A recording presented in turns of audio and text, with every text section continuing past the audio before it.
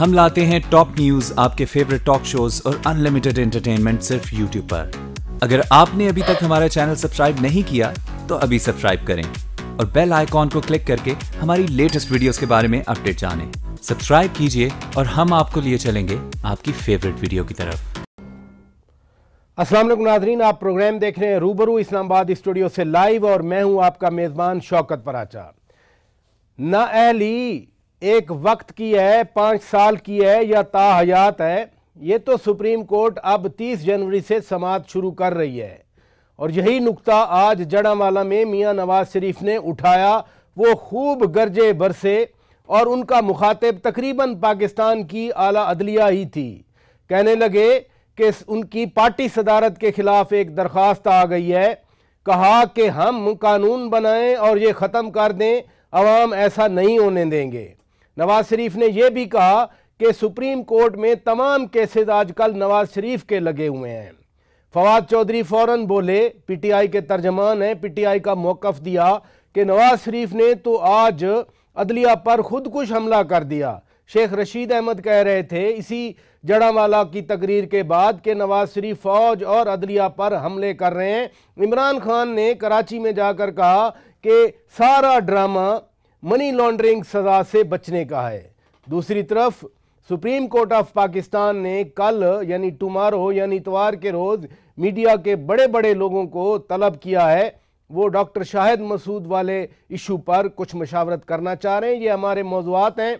مہمانوں کا تعارف کرا دیتا ہوں۔ میرے ساتھ اسلام آباد اسٹوڈیو میں موجود ہیں نامور تجزیہ نگار، خود بھی اینکر ہیں، کالم نگار ہیں، جناب سلیم صافی صاحب۔ بہت شکریہ آپ نے وقت دیا۔ مجھے کراچی سے ناظرین جوائن کیا ہے جسٹس شائق عثمانی صاحب نے۔ بہت شکریہ سر، آپ ہمارے لیے وقت نکالا، اپنے آپ وقت دیتے ہیں، I'm very thankful to you۔ مجھے لاہور سے جوائن کیا ہے بیرسٹر سلمان اکرم راجہ صاحب نے۔ راج صاحب بہت شکریہ، آپ کا وقت قیمتی ہوتا ہے، آپ نے وقت دیا۔ اور ناظرین ہمیں جوائن کیا ہے جناب کامران مرتضیٰ صاحب نے، ہم ان کو مبارکباد بھی دیتے ہیں، کل وہ پاکستان بار کونسل کے وائس چیئرمین منتخب ہوئے۔ صافی صاحب، اگر سپریم کورٹ کو سائمہ کیس کا بھی سو موٹو نوٹس لینا پڑے، اس کو زینب کیس کا بھی سو موٹو نوٹس لینا پڑے، نقیب کیس کا بھی سو موٹو نوٹس لینا پڑے، تو پھر بھی تنقید عدلیہ پہ کیوں ہوتی ہے؟ دیکھیے، ایک تو بہرحال یہ حقیقت ہے کہ اگر انتظامیہ اور باقی ادارے اپنا فرض صحیح طریقے سے نبھاتے تو پھر عدلیہ کو اس طرح کے سو موٹو ایکشن لینے کی اور خود اپنا کام اور ذمہ داری بڑھانے کی اس کو ضرورت نہ ہوتی۔ دوسرا، میں تو نہیں سمجھتا عدالتی اور قانونی معاملات کو ہمارے ساتھ آج کے شو میں بڑے ملک کے نامور قانوندان سب سے بڑے کریڈیبل لوگ یہی ہیں، وہ بہتر جواب دے سکتے ہیں۔ لیکن خصوصاً پاکستان میں ہماری عدالتوں پہ ایک بہت بڑا بوجھ جو ہے وہ سیاسی مقدمات کا بھی ہے، اور سیاسی مقدمات اور سیاسی ایشوز جو ہے وہ جب عدالتوں میں حل کرنے کے لیے لے جائے جاتے ہیں تو اس سے عدلیہ بھی متنازع ہوتا ہے۔ آج کل ہم دیکھ رہے ہیں کہ عدلیہ پہ جس طریقے سے تنقید ہوتی ہے، تو یہ جوڈیشری خود بہتر فیصلہ کر سکتی ہے کہ وہ کیا ایفورڈ کر سکتا ہے جتنا پہلے سے اس پہ بوجھ ہے۔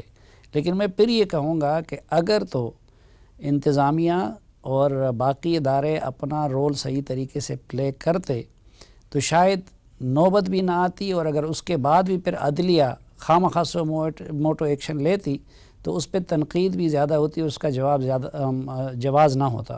اسی نقطے پر رہے گا جسٹس شائق عثمانی صاحب، نواز شریف آج خود بھی کہہ رہے تھے اور گزشتہ روز سماعت بھی مقرر ہو گئی کہ نااہلی 1 سال کی ہے، 5 سال کی ہے یا تا حیات ہے۔ روپا 99F سیکشن بھی زیر بحث آیا کل، اور پھر 62(1)F بھی زیر بحث آیا۔ آپ کی اپینین چاہیے ٹیکنیکل، ظاہر ہے فیصلہ تو سپریم کورٹ کے اس بینچ نے کرنا ہے، لیکن آپ ذاتی طور پہ کیا سمجھتے ہیں؟ دیکھیے، جس طرح سے آئین میں لکھا گیا ہے 62(1)F میں، اس میں تو کوئی میعاد مقرر نہیں کی گئی، صرف یہ کہا گیا کہ وہ نااہل ہو جائیں گے بغیر کسی میعاد کے۔ لیکن جب آپ انٹرپریٹیشن کرتے ہیں تو آپ کو دیکھنا ہوتا ہے کہ باقی جگہ آئین میں کیا لکھا ہوا ہے۔ اب جہاں تک کہ 63 کا تعلق ہے، اس میں جس کے بیسس پر یوسف رضا گیلانی صاحب کو نکالا گیا تھا، اس میں صاف لکھا ہوا ہے کہ 5 سال سزا ہونے کے 5 سال کے بعد وہ ختم ہو جائے گی نااہلی. تو یعنی جب لا میکرز نے ایک جگہ 5 سال کی لمٹ دے دی اور دوسری جگہ کوئی لمٹ نہیں دی، تو اس سے یہی اخذ ہوتا ہے کہ شاید لا میکرز اس میں کوئی لمٹ نہیں دینا چاہتے تھے، اور جب اگر کوئی لمٹ نہیں دینا چاہتے تو اس کے مطلب وہ ہمیشہ کے لیے ہے، یعنی لائف ٹائم کے لیے ہے. میری نظر میں تو اس کی انٹرپریٹیشن یہ ہوتی ہے. رائے صاحب، آپ کے پاس یہی سوال ہے ایگزیکٹلی کہ آئین خاموش ہے، 63 میں ایک ایکسپلیسٹ اس کی ڈومین دے دی، ڈیوریشن دے دی، 62(1)(f) میں ایکسپلیسٹ نہیں ہے، 99(f)(1) روپا جو ہے اس میں 1 ٹائم نااہلی ہے. کیا جب آئین سائلنٹ ہے اس میں کچھ ڈیفینیشن بھی نہیں دی، اس کی ڈیوریشن بھی نہیں دی، تو اس طرح کی ججمنٹ جب آئے گی، اوبویسلی 30 تاریخ سے یہ سماعت آ رہی ہے، تو پھر یہ ججمنٹ باقاعدہ قانون یا آئین بن جائے گا ہمارے لیے؟ جی بالکل، ججمنٹ جب بھی سپریم کورٹ کی آئین کی تشریح کرتی ہے تو آئین کو پھر اس فیصلے کی روشنی ہی میں پڑھا جاتا ہے، اور جو تشریح آئین کے الفاظ کی سپریم کورٹ کر دے اسی کو آئین کا اصل جو مدعا ہے یا آئین کا جو مطلب ہے وہ تصور کیا جاتا ہے، اور آئین پھر وہی فیصلہ جو ہے ہمارے لیے ہوتا ہے، کیونکہ وہ آئین کی تشریح کر رہا ہوتا ہے. اب جہاں تک تعلق ہے یہ 62 ایک فے کا، 62(1)(f) کا، اب اس میں بالکل ٹھیک عثمانی صاحب نے کہا کہ کوئی اس میں میعاد تو مقرر نہیں ہے، لہٰذا دونوں قسم کی بحث کی جا سکتی ہے. ایک یہ کہ چونکہ دیگر شکوں میں 5 سال کی حد تھی یا کوئی حد نہیں ہے، اس لیے یہ اخذ کر لیا جائے کہ یہ تا حیات نااہلی کی شک ہے. دوسری بحث یہ ہو سکتی ہے کہ نہیں، یہاں پہ آئین سازوں نے معاملہ جو ہے کھلا چھوڑ دیا قانون سازی کے لیے، کیونکہ آئین کا ایک یہ اصول ہے کہ آئین کچھ حدیں مقرر کرتا ہے، لیکن ان حدوں کے اندر جو ہے تشخیص کرنا، کسی چیز کو بہت پرٹیکولر طریقے سے بیان کرنا، وہ کئی دفعہ قانون سازی جو عام قانون سازی ہے اس کے لیے چھوڑ دیا جاتا ہے. تو یہ کہا جا سکتا ہے کہ یہاں آئین سازوں نے مناسب سمجھا کہ ایک نااہلی کی جو وجہ ہے وہ بیان کر دی جائے، لیکن اس وجہ کے جو اثرات ہیں وہ بیان نہ کیے جائیں، اور ان کو مقننہ کے لیے، پارلیمان کے لیے چھوڑ دیا جائے کہ ان اثرات کے حوالے سے وہ خود فیصلہ کریں کہ یہ نااہلی 5 سال کی ہوگی، 10 سال کی ہوگی، 3 سال کی ہوگی، کیا ہوگی. یا یہ کہ اس قانون میں یہ بھی کہہ دیا جائے کہ یہ نہیں ہے کہ ایک شخص یا صادق ہے یا امین ہے یا نہیں ہے، اس میں بھی درجہ بندی ہو سکتی ہے کہ کس نوعیت کا کسی نے جھوٹ بولا، غلط بیانی کی. کیا اس میں کوئی ایسی صورت پیدا ہو سکتی ہے کہ ہم سمجھیں کہ جو غلط بیانی ہوئی اس میں شاید کوئی ناسمجھی کا عنصر شامل تھا، شاید قانون کو سمجھنے میں کوئی غلطی ہو گئی. لہٰذا ہمارے عام قانون میں بھی جرائم کے حوالے سے یا آفینسز کے حوالے سے درجہ بندی ہوتی ہے، اور درجے کے لحاظ سے سزائیں متعین کی جاتی ہیں. ہماری شریعت کا بھی یہاں پہ ایک اصول ہے. اب ہمارے آئین کی تشریح کے لیے ہماری عدالتیں یہ کہہ چکی ہیں کہ اسلامی شریعت کے جو اصول ہیں ان کو سامنے رکھا جائے گا. وہاں ایک توبہ کا عنصر ہم سمجھتے ہیں، ہم دیکھتے ہیں کہ بہت ہی اہم ہے. ہماری تمام جو شریعت ہے اس میں یہ کار فرما ہے، یہ تصور کہ توبہ کے ذریعے انسان جو ہے ایک نئی شروعات کی جانب بڑھ سکتا ہے. اب کیا آئین سازوں کا یہ مقصد تھا کہ ہمیشہ کے لیے وہ ایک شخص کو غیر صادق، غیر امین قرار دے کر تمام دروازے اس پر بند کر دیں، بطور شہری جو اس کے حقوق ہیں ان کو بالکل ختم کر دیں، سیاست میں آنے کے حوالے سے یا پارلیمان میں آنے کے حوالے سے؟ تو یہ تمام چیزیں ایسی ہیں جن کے حوالے سے میں سمجھتا ہوں قانون سازی اگر ہوگی تو وہ ہو سکتی ہے، اور ظاہر ہے اس کو چیلنج کیا جائے گا. دوسرا نقطہ نظر رکھنے والے کہیں گے کہ جہاں آئین نے میعاد غیر متعین چھوڑی تھی اس کو پارلیمان متعین نہیں کر سکتی تھی. ایک بحث یہ ہوگی کہ نہیں، چھوڑی اس لیے غیر متعین تھی کہ پارلیمان اس کا تعین خود کرے. تو یہ اسی نقطے پہ رہے گا کامران مرتضیٰ صاحب. میں اسی نقطے پہ آپ کی اپینین چاہ رہا ہوں. ظاہر ہے آپ بھی ایک لیڈنگ لائر ہیں، سپریم کورٹ بار ایسوسی ایشن کے سابق صدر بھی رہے ہیں. آپ کی رائے کیا ہے؟ یہ تو اب 30 تاریخ کو زیر سماعت آ رہا ہے کیس.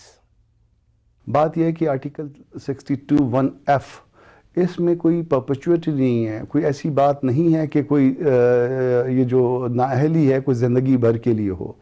اسی طرح اس وقت جو ہے 13 کے الیکشن میں روپا جو ہے وہ اپلیکیبل تھا، 1976 کا قانون. اب تو قانون بدلی ہو گیا، انہوں نے اس کو بہت سارے قوانین کو اس کو اکٹھا کر دیا ہے اور کچھ تبدیل بھی کر دیا، مگر جو اس وقت اپلیکیبل تھا روپا، تو نہ روپا میں کوئی ایسی بات تھی جہاں پہ پرپیچوٹی آتی، نہ کوئی ایسی بات دستور میں ہے.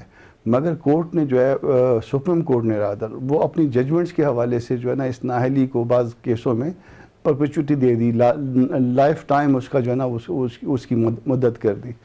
اچھا، اس کے ساتھ ساتھ کچھ ایسے کیس بھی ہیں، جیسے وہ چیمہ صاحب والا کیس ہے، اس وقت سٹل MNA ہے، ان کو بھی مس ڈیکلریشن پہ ان کے پیپر ایک دفعہ ریجیکٹ ہوئے، مگر اس کے بعد پھر انہوں نے الیکشن لڑا وہ عدالت میں، اس کے بعد پھر پارلیمنٹ میں آ گئے، آج بھی وہ MNA ہیں. تو اب بات یہ ہے کہ دو طرح کے کنفلکٹنگ ویو موجود ہیں، ڈیفرنٹ جو ہے نا رائے موجود ہے. ایک رائے وہ ہے کہ جس میں کہتے ہیں کہ یہ پرپیچول ہے، اور ایک رائے یہ ہے جس میں کہتے ہیں کہ نہیں، فار دیٹ پرٹیکولر الیکشن ہے. اب اس چیز کو ریزالو کرنے کے لیے سپریم کورٹ جو ہے نا کہ یہ دو رائے جو ہے نا وہ نہ رہیں، بلکہ ایک رائے رہے، اور وہی رائے جو ہے نا ملک کا قانون ہو، اسی رائے کے مطابق سب کو ڈیل کیا جائے. اس حوالے سے جو ہے نا یہ بینچ کی دوبارہ تشکیل دی گئی ہے.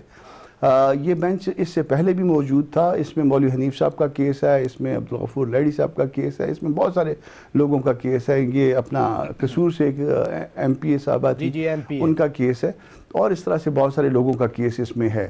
تو یہ جو کیسز تھے وہ 2013 کے الیکشن سے جو نا ارائز ہوئے تھے. اب جب 2013 کے الیکشن سے ارائز ہوئے تھے، اب 2013 والا ٹینور جو ہے ختم ہو رہا ہے اگلے چند مہینے میں، تو کورٹ میرا خیال ہے انہوں نے یہ مناسب سمجھا کہ اس ایشو کو ٹینور ختم ہو رہا ہے، تو اب وہ کورٹ کیس ٹیک اپ کر رہی ہے. بہرحال مجھے بریک لینے ہیں ناظرین، بریک لیتے ہیں. بریک کے بعد جب واپس آئیں گے، گزشتہ روز ملتان کینٹونمنٹ بورڈ کے ایک ممبر کے حوالے سے، چیئرمین کے حوالے سے یہ بات آئی تھی. ہم یہ سامنے رکھیں گے اپنے مہمانوں کے نقطہ کے اس وقت، یعنی گزشتہ روز کچھ آبزرویشن بھی آئی تھیں. میاں نواز شریف نے عدلیہ کے حوالے سے باتیں کی، اور پھر 30 جنوری کو نااہلی کی مدت کے تعین کے لیے سماعت شروع ہو رہی ہے. جسٹس عثمانی صاحب، آپ کی طرف آؤں گا. جب یہ ملتان کینٹونمنٹ بورڈ والے سماعت ہو رہی تھی عذرداری کی، تو کچھ آبزرویشنز آئی تھیں. ابھی کامران مرتضیٰ صاحب بھی افتخار چیمہ صاحب کی بات کر رہے تھے کہ روپا 99F میں نااہلی ہوئی تھی. اثاثہ چھپانا بددیانتی ہے، بدنیتی ہے. سپریم کورٹ نے اسٹیبلش کیا 28 جولائی کے اپنے فیصلے کو. وہ چاہے 62(1)(f) میں ہو بددیانتی ہو، یا 99F میں ہو، بددیانتی تو بددیانتی ہے. پھر سزا کا تعین مختلف کیوں؟ دیکھیے، یہ سزا نہیں ہے، یہاں پہ تو صرف ڈسکوالیفیکیشن ہے. کہ اگر کوئی آدمی جو سپریم کورٹ کی نظر میں امین اور صادق نہیں ہے، تو وہ 61F کے تحت وہ ڈسکوالیفائی ہو جائے گا. یہ کوئی سزا نہیں ہے، کوئی اس کو جیل میں نہیں بھیجا جا رہا، جس طرح کنٹیمپٹ آف کورٹ ہوتی ہے یا کوئی ایسی چیز ہوتی ہے جس میں کہ سمپل امپریزنمنٹ ہوتی ہے. یہاں پہ تو صرف انہوں نے کہا کہ جی آپ اس کے قابل نہیں ہیں کہ آپ ملک میں کسی اسمبلی کے ممبر بن سکتے ہیں، اور کوئی بات نہیں ہے. یہ بات اپنی جگہ پر ہے کہ یہ ہمیشہ کے لیے، یعنی کیا آدمی ریفارم کر سکتا ہے، کیا وہ دوبارہ ایماندار بن سکتا ہے؟ اب یہ ایک الگ چیز ہے. اس کے لیے بہر صورت جن لوگوں نے قانون بنایا ان کو دیکھنا چاہیے تھا، اور ان کو اس میں کوئی ایسی چیز رکھتے، مثلا یہ رکھ سکتے تھے کہ اگر کوئی شخص پبلکلی معافی مانگے اللہ کے حضور میں جا کر کے، اور تاکہ چونکہ معافی تو بہر صورت ہے ہمارے مذہب میں، تو اس صورت میں اس کو معاف کیا جا سکتا ہے. لیکن اگر یہ آئین میں لکھا ہو، آئین میں تو لکھا نہیں ہے، اس واسطے اس کا اطلاق نہیں ہو سکتا. تو کسی صورت سے بھی یہ میرے خیال میں، میری نظر میں تو یہ تاحیاتی رہے گا جب تک کہ اس میں کوئی امینڈمنٹ نہ لائی جائے.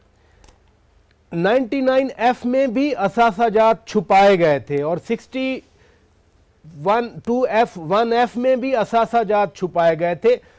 اگر یہ جرم ہے اثاثے چھپانا، اور جس طرح سپریم کورٹ نے اسٹیبلش کیا، تو پھر اس کی इसकी एप्लीकेशन भी तो एक जैसी होनी चाहिए। मैं एक आम पाकिस्तानी हूँ, फॉर एग्जांपल जस्टिस साहब, मैं जानता नहीं हूँ 99F क्या है और 62(1)F क्या है। मेरी नज़र में दोनों ने असासे छुपाए थे। देखिए, वो तो एक लेजिस्लेशन के तहत है ना, वो लेजिस्लेशन के तहत उसमें जो लिखा हुआ है उसके लिहाज से जो सज़ा मुकर्रर हुई है वो मिलेगी। लेकिन यहाँ पे तो आइन के तहत है, और आइन के तहत वो साफ लिखा हुआ है और उसमें कोई किसी किस्म की गुंजाइश नहीं हो सकती। सलमान अकरम राजा साहब, कैंटोनमेंट बोर्ड मुल्तान का ये केस था, हुमायूं अकबर साहब का 37 लाख का असासा छुपाने का इल्ज़ाम था। जब ऑब्जर्वेशन आई, मसलन जस्टिस इजाजुल हसन साहब की ऑब्जर्वेशन थी कि इलेक्शन कालअदम किया है, उम्मीदवार को नहीं नाअहल किया। फिर चीफ जस्टिस साहब खुद भी कह रहे थे कि यानी हुमायूं अकबर से कि आपके दोबारा इलेक्शन लड़ने पर कदगन क्या है, कहाँ है। आप क्या मीनिंग लेते हैं इन दो ऑब्जर्वेशन से? देखिए, 62(1)F ये कहता है कि कोई शख्स नाअहल उस सूरत में होगा अगर कोई अदालत उसको करार दे कि वो सादिक और अमीन नहीं है। और ये बड़ा अरसा बहस रही कि अदालत, कौन सी अदालत ये करार दे, क्या सुप्रीम कोर्ट या हाई कोर्ट अपनी कॉन्स्टिट्यूशनल ज्यूरिसडिक्शन में आइनी जो ताकत है इस्तेमाल करते हुए पहली बार किसी को बजाते खुद नाअहल करार दे सकती है, या ये कि नीचे से मामला आया हो और नीचे किसी अदालत ने उस शख्स को करार दिया हो कि वो सादिक नहीं, अमीन नहीं। अब जो हमारे कवानीन हैं उनमें तो किसी पे अगर मुकदमा चलेगा, गबन का भी, चोरी का भी, या किसी भी जुर्म का, तो उसको तो उस जुर्म की सज़ा होगी। हमारा कोई कानून ऐसा नहीं है जिसमें अदालत को ये इख्तियार हासिल हो कि वो 62(1)F के हवाले से ये करार दे, डिक्लेरेशन दे दे कि ये शख्स सादिक अमीन नहीं है। लिहाजा ये जो शक है इसके हवाले से काफ़ी एक दुश्वारी रही है हमारे कानूनी और आइनी निज़ाम में, और बहस रही है। और इसीलिए आपको ये मुख्तलिफ़ किस्म की आरा भी और मुख्तलिफ़ किस्म के फ़ैसले भी नज़र आते हैं कि जो रोपा है, जो रिप्रेजेंटेशन ऑफ पीपल एक्ट था 1976 का, उसकी बाज़ शकें हमें नज़र आता है कि मुतसादिम हैं या कम अज़ कम बिल्कुल हम आहंग नहीं हैं जो आइन में तरामीम की गई 1985 के बाद, प्रेसिडेंशियल ऑर्डर 14 ऑफ 85 और उसके बाद 8वीं तरमीम के ज़रिए। तो ये एक किस्म का एक तफावत जो है ये मौजूद है। आप दुरुस्त इस तरफ निशानदही कर रहे हैं कि जो 76 में कानून बना उसमें अगरचे बाद में तरामीम हुई, लेकिन उन तरामीम ने जो आइन में तरामीम की गई उनमें एक तरह से कुछ सवालिया निशान छोड़ दिए, कुछ सवालात छोड़ दिए, और इसीलिए 30 तारीख को अब एक लार्जर बेंच बैठेगा सुप्रीम कोर्ट का और इन चीज़ों का फैसला करेगा। सलीम साफ़ी साहब, ये खासा कॉम्प्लिकेटेड मामला है। मसलन तौबा की बात हो रही है, दोनों मोअज़्ज़िज़ मेहमान कह रहे हैं अल्लाह ताला तो तौबा किसी भी वक्त कबूल कर सकते हैं। क्या अब हमारे पार्लियामेंटेरियन उसका तयन करेंगे या कोई और इदारा करेगा तयन के हाँ फ़लाँ शख्स तौबा कर लेगा तो हम उसकी मुद्दत नाअहली की कम करें या ताहयात करें?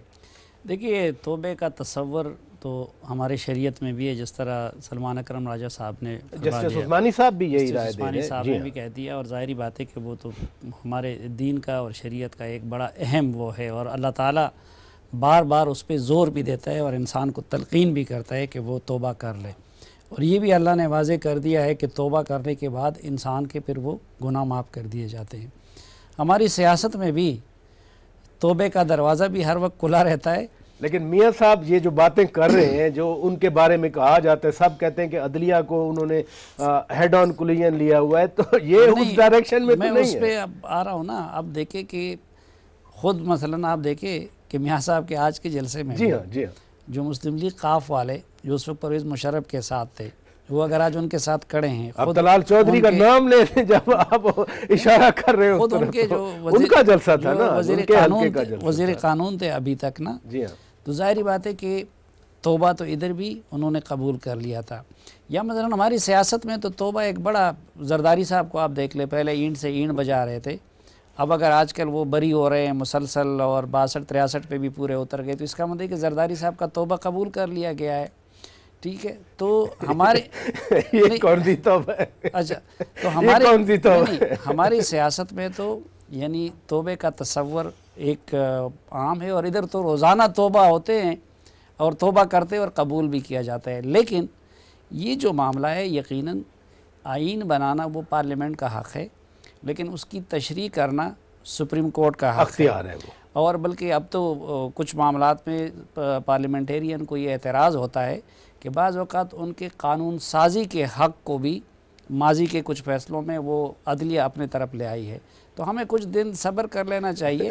یقیناً یہ جو ہمارے اسی طرح کے قابل اور ذہین قانوندان ہیں یہ لوگ ادھر دلائل دیں گے اور پھر انٹرپریٹیشن وہی تسلیم کی جائے گی جو سپریم کورٹ نے کر دی. اس نے اگر اس کو پوری زندگی کے لیے کر دیا یا کہ توبے سے مشروط کر دیا، اب یہ معاملہ حل کرنا ہے سپریم کورٹ نے. تو let's wait for that word.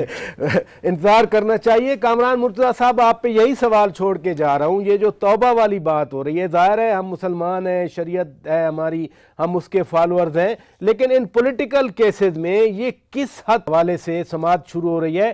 Kamran Murtaza صاحب، نواز شریف نااہل ہو گئے، لیکن اب سپریم کورٹ اس مدت کا تعین کرے گی. 1 سال کی ہے، وہ 5 سال کی ہے، 1 وقت کی ہے یا تا حیات کی ہے. یہاں 2 معزز مہمان بات کر رہے تھے، جسٹس شائق عثمانی صاحب نے بھی آبزرویشن دی، سلمان اکرم راجہ صاحب نے بھی دی کہ شریعت میں توبہ کی تو گنجائش موجود ہے. پولیٹیکل ٹرمز میں ہم اس سے کیا مطلب لیں پھر؟ اس میں ایک اور چیز جو ہے نا وہ دیکھیے کہ کوئی بھی جو فرض کر لیجئے کہ کوئی آدمی غلط کام کرتا ہے یا کوئی سن ہے، کوئی گناہ ہے، کوئی امین یا صادق نہ ہونا ہے، یہ اسلام کے مطابق بھی کوئی ایسی بات نہیں ہے کہ یہ ایک آدمی نے اگر کوئی 1 دفعہ جھوٹ بولا ہے یا 1 دفعہ کوئی خیانت اگر اس سے ہو گئی ہے تو وہ زندگی بھر کی خیانت ہے. اسلام جو ہے وہ اللہ پاک جو ہے وہ توبہ کا موقع دیتے ہیں. وہ اگر کوئی کہے کہ میں فرض کر لیجئے کہ میں کل امین نہیں تھا، خائن تھا، خدا نخواستہ، تو آج اگر میں توبہ کر لیتا ہوں تو اللہ نے میرے لیے راستے کھولے ہوئے ہیں. تو جس چیز کے لیے اللہ نے میرے لیے راستے کھولے ہیں وہ عدالتیں کیوں بند کر سکتی ہیں یا کس طرح سے بند کر سکتی ہیں؟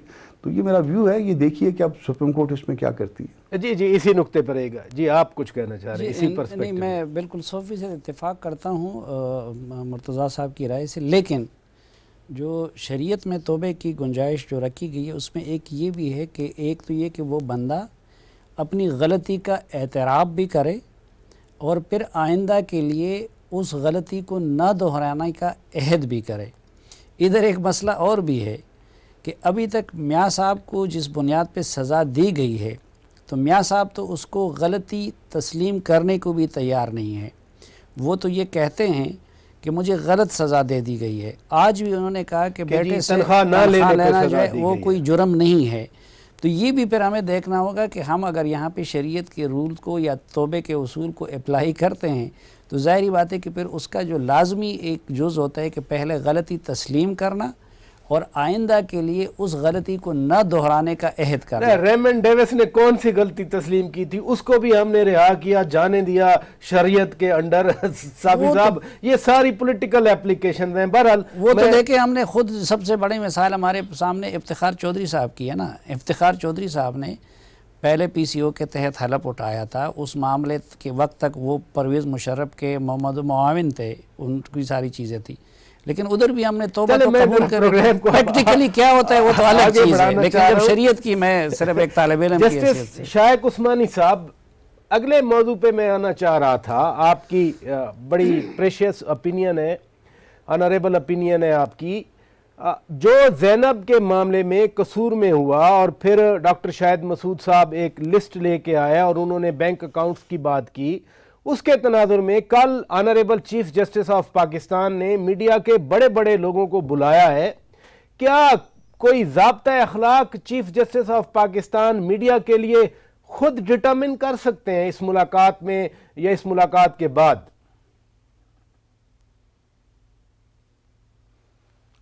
یقیناً چیف جسٹس صاحب تو کچھ بھی کر سکتے ہیں، ان کے پاس تو اختیارات ہیں کہ وہ جو چاہے کر سکیں. لیکن بصورت یہ ایک ضروری بات ہے کہ جرنلسٹ جو ہیں جب وہ کوئی انویسٹیگیٹو جرنلزم میں انوالو ہوتے ہیں تو ان کو اچھی طریقے سے انویسٹیگیشن کرنی چاہیے اور ہر ایک چیز کو دیکھنا چاہیے اور سرسری طور پر نہیں کرنا چاہیے. کیونکہ سرسری طور پر اگر وہ کرتے ہیں اور کوئی چیز لے کے آتے ہیں، ان کے پاس اتنا کنٹرول ہوتا ہے میڈیا کی وجہ سے کہ وہ چیز پھیل جاتی ہے اور اس سے نقصانات بھی ہو سکتے ہیں. تو میرے خیال میں یقیناً چیف جسٹس صاحب سب سے بات کریں گے جتنی جرنلسٹ سے, اور ان سے ہی کہیں گے کہ آپ اپنے لیے انویسٹیگیٹو جرنلزم میں اپنے لیے کوئی دائرہ کا بتائیں کہ کیا دائرہ ہوگا اس کا, اور اس کا کیا لمٹس ہوں گی, اور کس طریقے سے آپ اس چیز کو پھیلائیں گے, وہ انویسٹیگیٹ کریں گے. اس کے لیے کوئی آپ وہ کوڈ بنائیے, کوڈ آف کانڈکٹ بنائیے. میرے خیال میں وہ یقیناً اس قسم کی بات کریں گے. سلمان اکرم راجہ صاحب, سوشل میڈیا پاکستان کے ہر سیکٹر میں پینیٹریٹ کر چکا ہے, اور بہت سارا جھوٹ, غلط, دشمنان ترازی وہ صرف سوشل میڈیا پہ ہوتی ہے.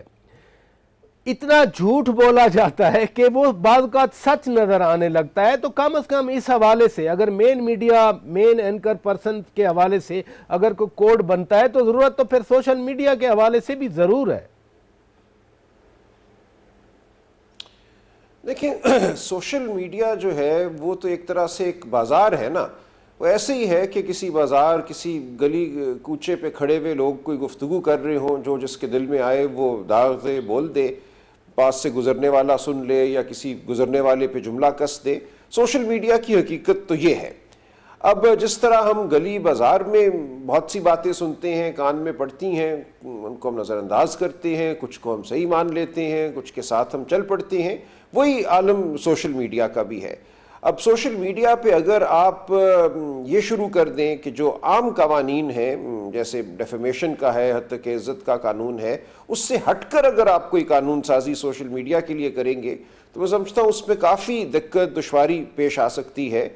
پہلے ہی ہمارے معاشرے میں ایک طرح سے حبس کا عالم ہے. گرچہ بالکل میں مانتا ہوں یہ بات کہ جو سنسنی پھیل جاتی ہے سوشل میڈیا کے ذریعے, جو جھوٹ پھیلایا جاتا ہے, فیک نیوز, ایز ریسیوڈ چیزوں کو بغیر کوئی ذمہ داری لیے آگے کر دیا جاتا ہے, یہ سب کچھ ہے. لیکن یہ اب ٹیکنالوجی کی وجہ سے یہ بات ممکن ہوئی نا. جو بات پہلے گلی میں, میدان میں 10, 20, 30 لوگوں تک پہنچائی جا سکتی تھی, اب وہ ایک دم ہزاروں, لاکھوں لوگوں تک پہنچ جاتی ہے. تو اس میں یہ نہیں ہونا چاہیے کہ ہم کوئی وچ ہنٹ شروع کر دیں, لوگوں کو پکڑنا شروع کر دیں, خواہ وہ بلاگر ہوں, خواہ وہ ٹویٹر کے لوگ ہوں یا فیس بک پہ لکھنے والے لوگ ہوں. ایک حد تک ہمیں یہ ماننا پڑے گا کہ ٹیکنالوجی کی وجہ سے ایک صورت ایسی پیدا ہو گئی ہے, لیکن اس کا یہ مطلب نہیں ہے کہ ہم ان مسلمہ اصولوں سے ہٹ جائیں جو ہمارے ہیں کہ لوگوں کو بات کرنے دو, جو وہ بات کرتے ہیں, ماننا نہ ماننا, کھوج لگانا, یہ ہر سننے والے کی بھی ذمہ داری ہے. تو جو بنیادی قانون ہے, حد تک عزت کا قانون ہے, ہیٹ سپیچ ہے کہ کسی مخصوص گروہ کے خلاف آپ نے نفرت نہیں ابھارنی, ان تمام قوانین کا ضرور اطلاق ہونا چاہیے سوشل میڈیا پر. لیکن اس سے بڑھ کر اگر آپ کوئی سختی کریں گے تو میں سمجھتا ہوں وہ اس کا برا اثر بھی ہو سکتا ہے. اسی نقطے پہ رہے گا. صاحب ٹائم بھی جا رہا ہے, بٹ جھوٹی سچی خبریں پہلے بھی چلتی رہی ہیں, صرف ڈاکٹر شاہد مسعود زیر عتاب کیوں ہیں؟ نہیں, ایک تو جھوٹی خبریں پہلے بھی چلتی رہی ہیں لیکن ان کی ریشو بہت کم ہوتی تھی. اب سچ کا ریشو جو ہے وہ بہت کم ہو گیا ہے اور جھوٹ زیادہ ہو گیا ہے. ایک تو یہ چیز.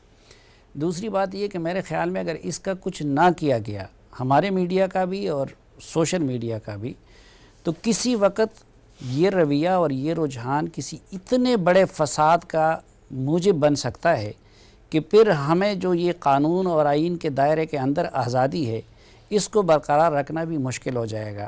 لیکن میں راجہ صاحب کی بات سے اتفاق کرتا ہوں کہ حل یہ نہیں ہے کہ آپ یا سوشل میڈیا پہ پابندیاں لگا دیں یا یہاں پہ کریں, بلکہ حل اس کا یہی ہے کہ قانون کا اطلاق ہو. جو قانون ہے, قذف کے قانون کو بھی ہمیں اپلائی کرنا چاہیے, ہماری عدالتوں کو بھی. اور یہاں لوگ آ کے کسی کو کافر قرار دیتے ہیں, کسی کو مرتد قرار دے دیتے ہیں, نواز شریف کے بارے میں جو دل کرے, زرداری کے بارے میں غدار قرار دیتے ہیں, جنرل باجوہ کے بارے میں جو دل کرے کہہ دیتے ہیں, کوئی پوچھنے والا نہیں. عدلیہ کا بھی کام ہے نا کہ مثلا کسی کو کچھ قرار دے دیا تو یا تو وہ ثابت کرے, نہیں تو پھر اس پہ قذف کا قانون اطلاعی ہو. مثلا اس ملک میں آپ دیکھیں کہ جو ہمارے نئے آرمی چیف ہے اس سے متعلق کچھ بڑی اس شخصیات میں اسی کے حوالے سے بات کر رہا ہوں, ان سے کچھ نہیں پوچھا گیا, نہ عدالت نے نوٹس دیا نہ کسی اور نے کیا. اسی طرح اس میڈیا پہ بھی. تو میرے خیال میں اگر جو چیزیں عدالتوں تک چلی جاتی ہیں تو ان کا اگر فیصلہ ہو اور سزائیں ہوں تو میرے خیال میں یہ آزادی ہوگی، لیکن کسی کو پھر مس یوز کرنے کی ہمت نہیں ہو سکے گی۔ بہت شکریہ سلیم صافی صاحب، آپ نے وقت دیا۔ بہت شکریہ جسٹس شائق عثمانی صاحب، آپ نے وقت دیا۔ بہت ہی شکریہ بیرسٹر سلمان اکرم راجہ صاحب، آپ نے وقت نکالا، اور کامران مرتضیٰ صاحب کا بھی شکریہ ادا کرتے ہیں۔ ناظرین، ملک ریاست بڑی چیز ہوتی ہے، فیصلے تو بڑوں نے خود کرنا ہوتے ہیں، لیکن نہ ادارے ریاست سے بڑھ کر ہوتے ہیں، نہ شخصیات اداروں سے اور ریاست سے بڑھ کر ہوتی ہیں۔ اپنے میزبان شوکت پراچا کو پروگرام روبرو سے اجازت دیجیے۔ خدا حافظ۔